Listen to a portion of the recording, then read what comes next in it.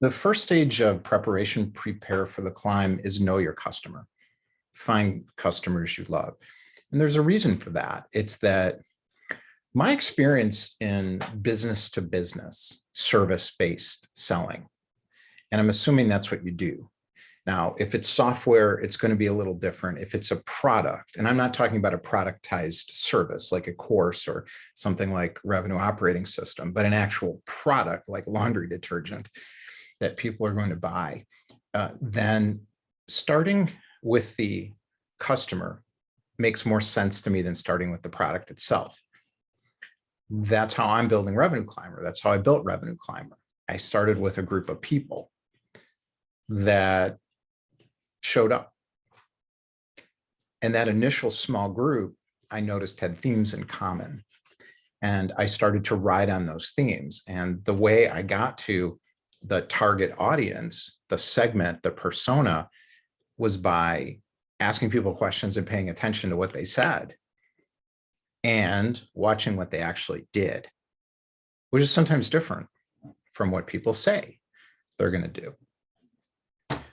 In the world today, in this digital world, the foundation, the fundamental baseline for a business, for setting up and preparing for action to be successful, which is what this Prepare for the Climb section is all about, is having a group of people that know you, that like what you're talking about and feel a same sense of shared purpose and values and interests. That's a business. If you have that, your ability to build a business off of it is dramatically accelerated, as opposed to you have a great methodology or understanding or expertise in a particular domain area, and you want to bring that expertise to the world, and you want to get in front of the right people, and they'll understand it and why it's better and why it's so great once they listen to you explain it. That's backwards. It just doesn't work. Now, if you have a software tool that says innovation, it's creating a category, there's a whole other kind of marketing approach. And there's certainly similarities. But usually in that industry, you're starting with an innovation of some sort, and then you can create your own market category out of it, and become a category leader in that category by inventing a new category. And then there's some really good marketing amplification methodologies to get trials and get people to build the base and word of mouth. And so we're not talking about that. We're talking about individuals here who have expertise they're trying to bring to the market, which is fully commoditized. There's nobody listening to this, including me, saying it, who has anything different or new. I don't have anything different. There's a lot of communities. There's a lot of courses. There's a lot of revenue operating systems different from mine, but they're essentially the same. Some better than others. But what's different are the people who are attracted to you. That's what's unique. And that's the customer that you want to find. You want to know that customer and you want to find them, and that you find people you love being around. You really care about them and they feel the same way about you. That's the baseline for the business. And then everything else comes. And then we get into things like, how do you tell the stories? How do you attract them? How do you build confidence and trust with them? All of these other sorts of things. So I want to get into a book. So this is kind of supporting the Know Your Customer Challenge Climb. And it's an excellent book. A lot of you know him, but this is by Seth Godin, called This Is Marketing. So this is one of his more recent books. Now, I first learned about Seth Godin years ago. He was talking about tribes and finding your tribe, being the leader of the tribe, and what that was all about. And I remember wanting to have a tribe. I didn't know what to do because I felt like I didn't have anything to offer. It was a mistake. I could have done it back then. I could have done what he suggested back then. I didn't understand it well enough. I thought I had to have a product first, or even expertise. You have to have a purpose. You have to have a vision, you have to have a mission, you have to have interests and things you really care about. You don't even have to be better at the people you're attracting at doing those things. You facilitate it in that case. So you become a hub, a linchpin, and bring in experts and other people, and you know what you're doing. But what you have to have is the purpose. And we talk about that in Survey the Mountain. So that's that's the fourth challenge climb in Survey the Mountain, where you learn why you're here. What were you born to do? You know, if the most important day in your life was when you're born, second most important day is when you figure out why. So start with why, all these things. So by now, you know a lot about that. We've talked about it quite a bit. And obviously, the whole world is talking about this. So what Seth Godin's doing is he's taking it another step, and he's saying in his book, and I just pulled out really a chapter called "The Smallest Viable Market." So the smallest viable market in this book is he makes a point about it. He talks about it a little bit, but I'm starting on page 25 in chapter 4 here. The specifics about how I did this is not the same as him. He's dealing with lots of different types of products and services. I'm dealing in a very specific area, which is self-employed professionals. And his ideas are applicable, of course, but I did it my way. So my way are the examples that I'll show you, and I'll develop the template, not use his template, because it's the template I used to work for me. I don't know if his approach will work for me. It worked for him, and I'm sure it works for some people in his university, but you know, I can't replicate that. That's not the point. So I don't want you to think this is literal. This is just a supporting conversation here. What I really like about what he's talking about is it fits the purpose idea. So what he's starting with is, you know, what's the promise of change? What's the change you want to make? So in marketing is the promise of change. So if you buy my thing, you will get this result. So you have to have a promise to your market. And it needs to be specific, and it needs to be to a specific group. In my example, that group are people who share my same sense of purpose, the same things I care about, and have the same interests in common. So you're bringing the personal in with the professional when you find your customer. And he talks about the mistakes that people make, stumble one, stumble two. So grandiose, impossible change. You're not going to change the face of the earth. Now, I have a almost impossible kind of promise here, which is changing the world of self-employment. I believe I can do it. I know I can do it. If I stick with this and I'm here for the long haul, I'm going to do it. But I'm not making it up. It's something that comes out of years and years and years of experience in being self-employed and just all these things that I've done and gone through. But unless you can claim that and it really makes sense to you and other people that could be around you that also have an interest in that, where they want to change the way their self-employment experience is, and they want a place to do that, then it's going to be challenging. So you want to have that be kind of, you know, real. And then, you know, what we're looking at is, you know, what's the promise definition? So, you know, if you do X, you'll get Y. You want to make that, you know, really obvious and understand, you know, what's the thing that you're trying to change that will impact on the people that you're trying to change it for. And that's how you get to your target market. So it's a little different approach, I think, than what a lot of people do, where they start with characteristics, age, demographics, title, company type, industry. I don't think that's the right place to start. You end up there, and we go through that in the challenge climb, know your customer challenge climb, because eventually you got to have a list. You have a list of the people, and you can't find a list of the people in a database if you don't have a query. And a query is based on keywords and filtering criteria. So you got to take this group and you got to kind of turn it into a list of people. But you don't start with the list of people, which is where a lot of people in marketing start. And it's a huge mistake. You got to understand within the market who cares about what you're going to be talking about. And there are people like you who share the same purpose and vision and worldview and interests. So it's really important to get to that. Now you've got to somehow pull them together into a cohort, into a group, into what's called a segment.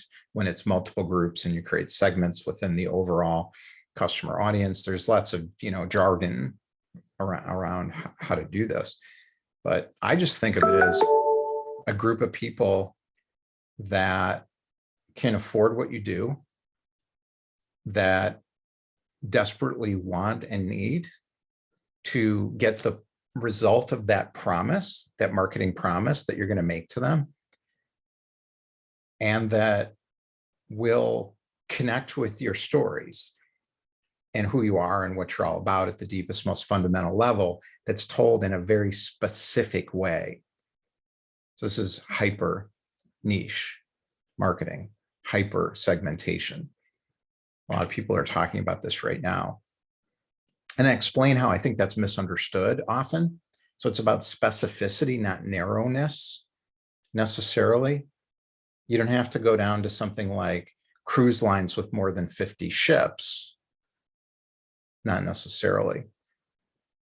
It can be a big group of people and a big audience as long as there's some specificity that people will immediately recognize. So the test of it is, do they know you're talking to them or not?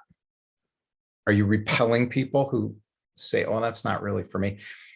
So I have a understanding of who my customer is based on experience with people as I built the customer base without a product. Now, you don't necessarily have to do it that way, but what you do have to do is you have to talk to people a lot. You have to really think and understand them. My understanding of our market is that the people here are making an effort. Okay, so think about know your customer in the Seth Godin approach is, so you're sort of starting with what people are like, not who they are on a list or how to carve them up on a list, but what are their goals, aspirations, dreams, and hopes? That's what he's talking about here. And for me, and I'm using this as an example only, I just wanted to illustrate this and make it more concrete.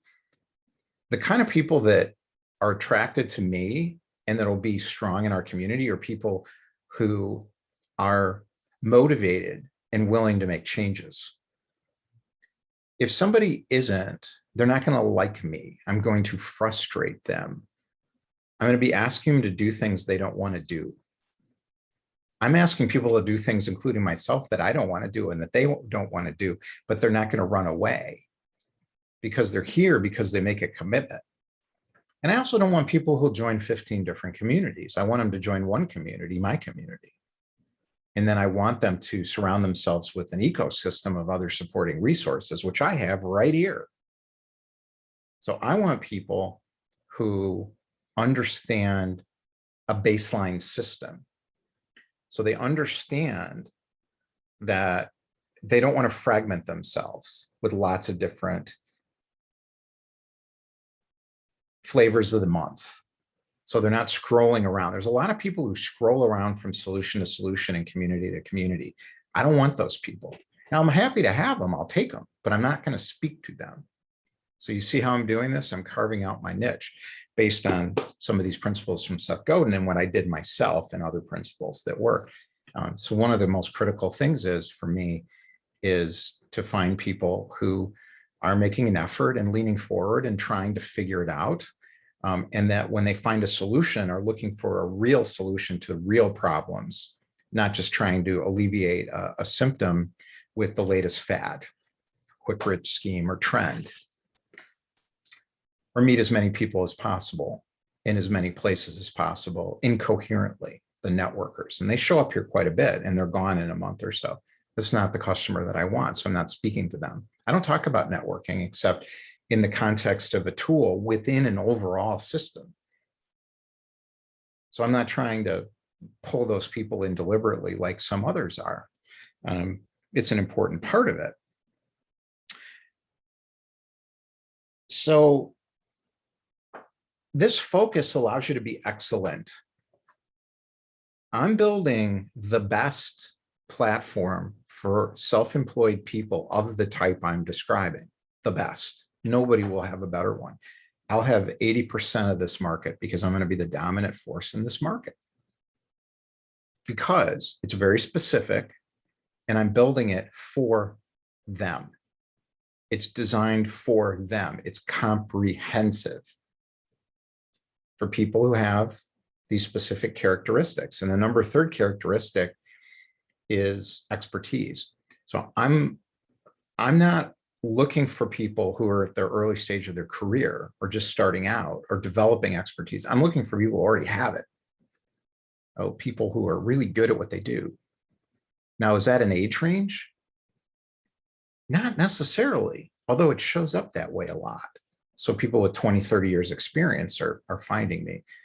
But I have other people in their 20s that I think are just a great fit for this because they have developed some really serious expertise, but they don't know what to do with it and how to build a business out of it. But when somebody finds them in their target market, they're really happy they found them.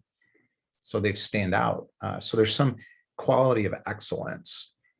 And that's important to me because the type of people who develop excellence are also the type of people who will develop excellence at having a revenue operating system, because this is hard to do. So if you're watching this, you're probably in that category because most people would be gone in the first minute.